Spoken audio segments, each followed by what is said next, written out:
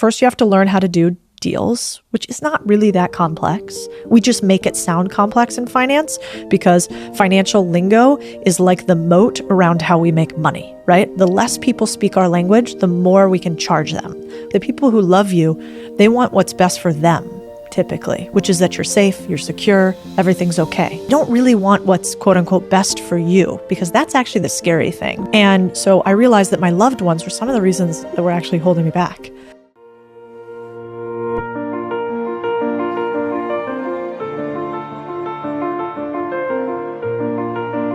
We've slowly gone from a nation of owners or a country of owners or a world of owners to a nation of renters or serfs, to letting other people be the architects.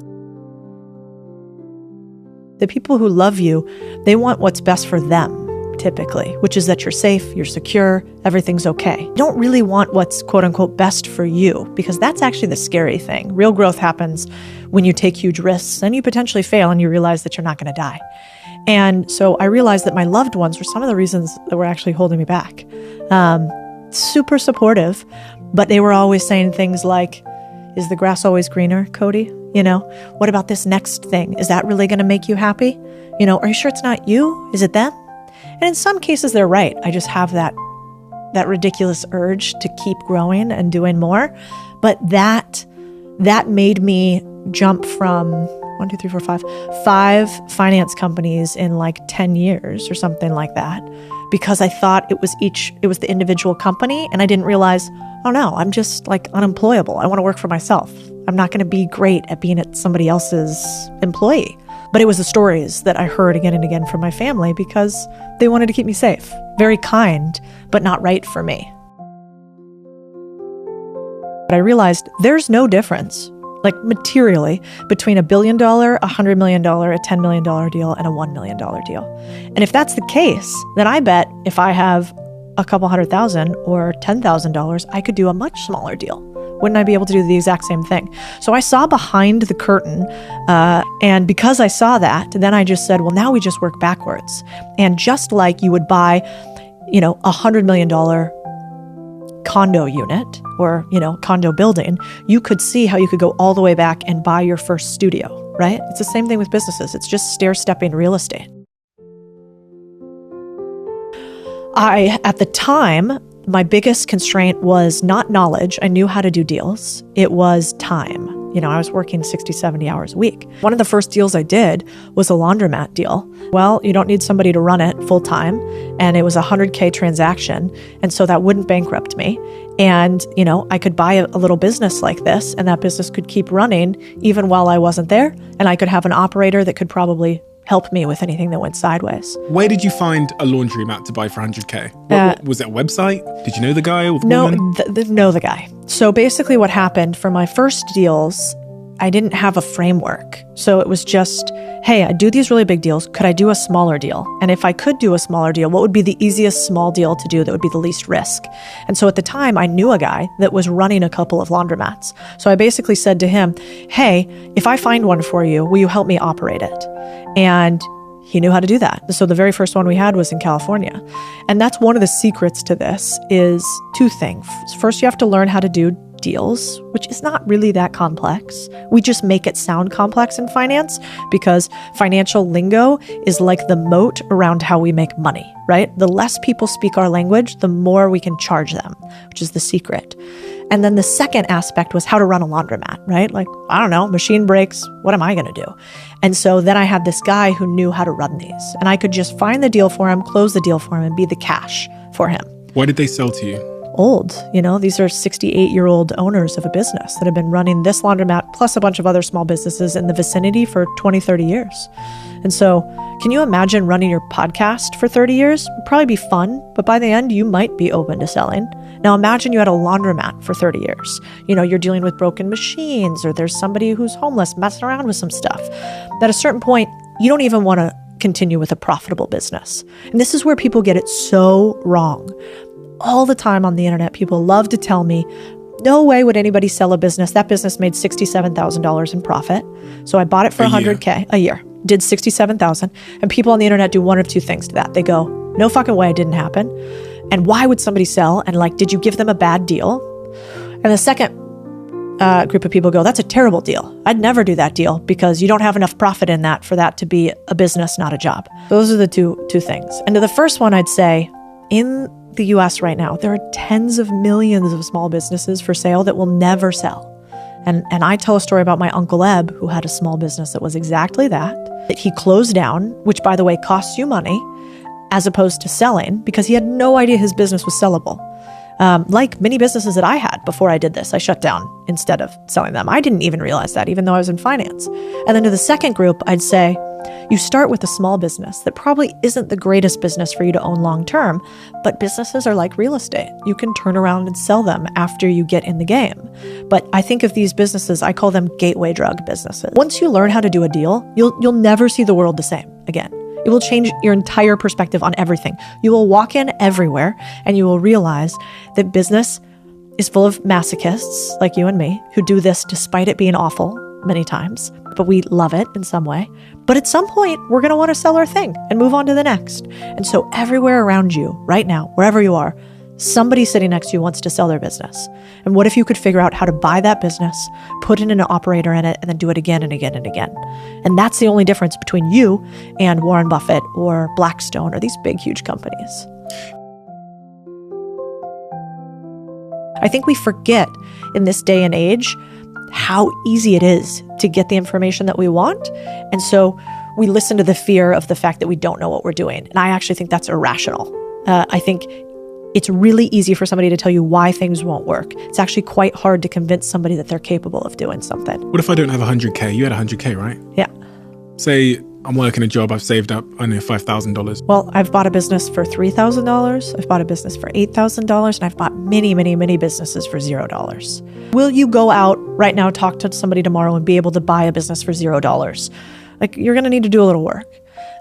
Just on the structuring of the deal, right? Just on the structuring of the deal. So they get paid on performance. Exactly. Or they get paid on what's called seller financing. Mm-hmm. So these, you can go and most small businesses below $10 million in revenue, 60% of them sell with some component of seller finance. Somebody manages your property here. Let's say that property manager makes $100K a year profit. They want to sell their business. You're a terrible tenant. They can't handle it anymore.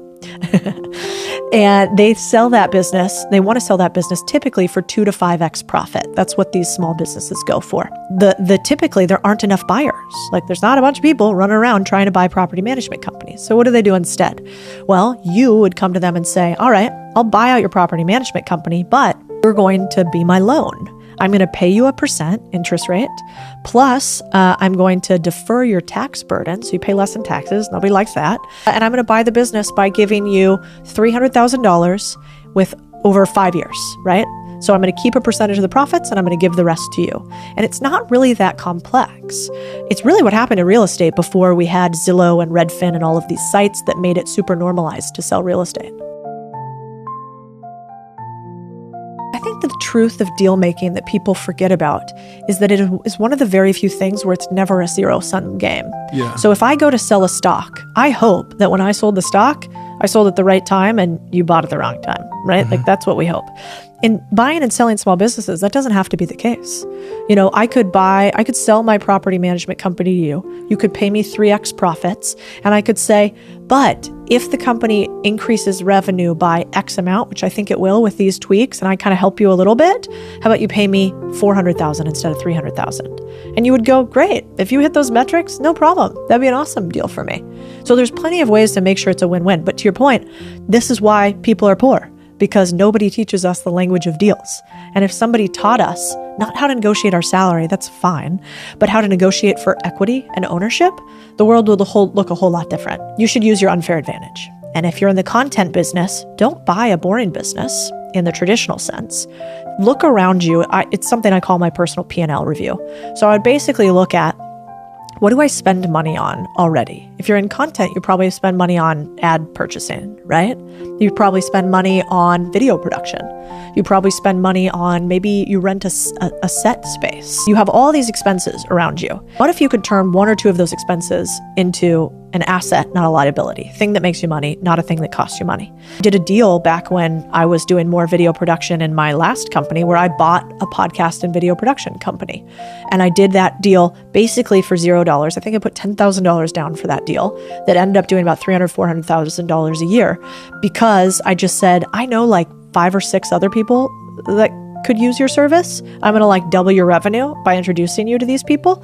And I pay you, let's say $3,000 a month now. What if we're just going to wipe that out if I can hire these other people and you're going to give me 25% of the company or whatever percentage it was? That's what I would do if I was you. So if you're young and hungry, look around you and see what you pay for and what you currently utilize already, and then try to get a percentage of that business, if not buying the whole thing. And that's sort of the pro way to do it. Why do some of those people never really reach a point of financial freedom? Humans defer to the paths they've seen before them. I think so often we follow in our father's or our mother's footsteps. And that's why I think the internet's really powerful, is you have an opportunity to now choose the family footsteps you want to follow into. I used to think it was just a knowledge gap. But then I went to this event and I was talking to my friend about it, and she said that the facilitators did something really cool. It was a group of women, imagine like 40 women in a room, right? And they're there to talk about finances. And in this room, they said, okay, everybody close your eyes. And I want you to picture money. Picture money right now. And then I want you to turn your body into the shape you feel when you hear the word money, right? And so 30 women, all eyes closed. Now open your eyes and look around. And, my friend was explaining to me how most people in the room were like fetal position. They were like really close, somewhere on the ground, some were covering their eyes. So in a room of 30 relatively successful women, their reaction was like attack, shame, guilt for money. She was standing there with her arms open wide, like, give me the money. And when I think about my relationship with money, it's the same thing. I'm like, if I think about money, I'm like, yeah, it's over here. Like my hands are up, like I am here for it. But most people have this weird emotional attachment to money. And so I used to think that people on the internet, I like Tony Robbins, but like Tony Robbins or whatever, who do a lot of the motivational stuff, I kind of didn't get it. I'm like, just give me the tactics, skip the other thing.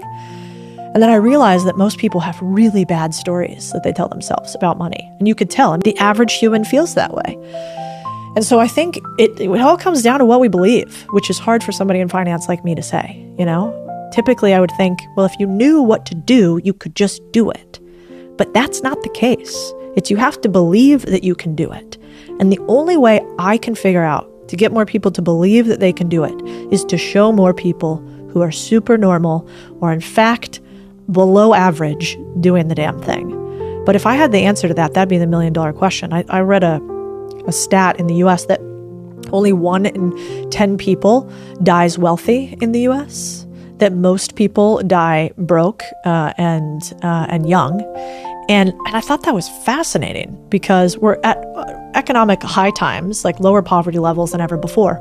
But still, most people die without extra cash to pass on to the next generation. Why do you think people don't reach financial freedom? Or most people die without a lot of cash? I think, obviously, it's a very complex topic, but I think I really resonate with the emotional, psychological side of things that you described. It's the same reason why most people don't go to the gym or eat healthy. Yeah. Money is inherently emotional. When I had no money, I was reckless with money. Right. All the gambling shops are in the areas where people don't have money. There's something deeply psychological about money. So when I was working in those call centers, if I got paid £1,000 at the end of the month, I would the same day go and buy a TV or an Xbox, like a PlayStation, for about £600-700. I would not pay my rent to go and buy that PlayStation. And sometimes I'd buy the PlayStation without having a TV. There was just something psychologically attached to the dopamine rush or the sense of self-worth that I got from owning the shiny thing. When I got money, my relationship with money became amazing. Yeah. I stopped buying designer things. I stopped wasting it.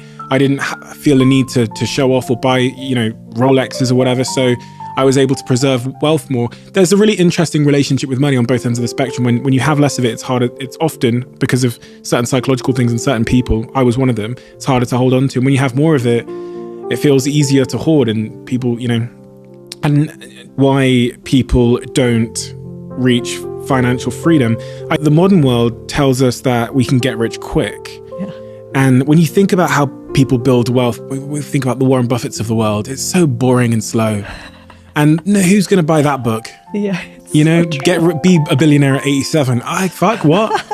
I'm not going to be able to, dance in the nightclub at 87. So why do I want $1 billion then? Yeah. That's why the NFT thing and the crypto scam, this whatever, is also appealing to people. Yeah. Because it's quick. Yeah, it's true. Well, I actually was reading somewhere a story about in South Africa, in the slums, they have the highest concentration of the largest televisions. You will see very small little rooms with huge televisions. And I thought that was interesting. But it actually makes sense because maybe it comes down to a belief that people don't think they're ever going to get out. And so they think the only chance of getting out is going into whatever the short-term pleasure is.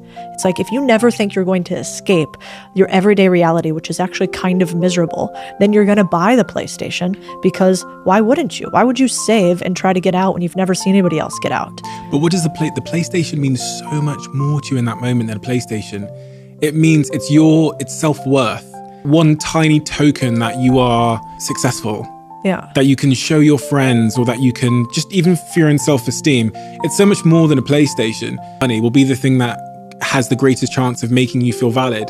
And so if in my house, the lack of money was always the thing that caused my shame. Yeah. So the minute I got any of it, I would overcompensate by trying to buy some shit to show people.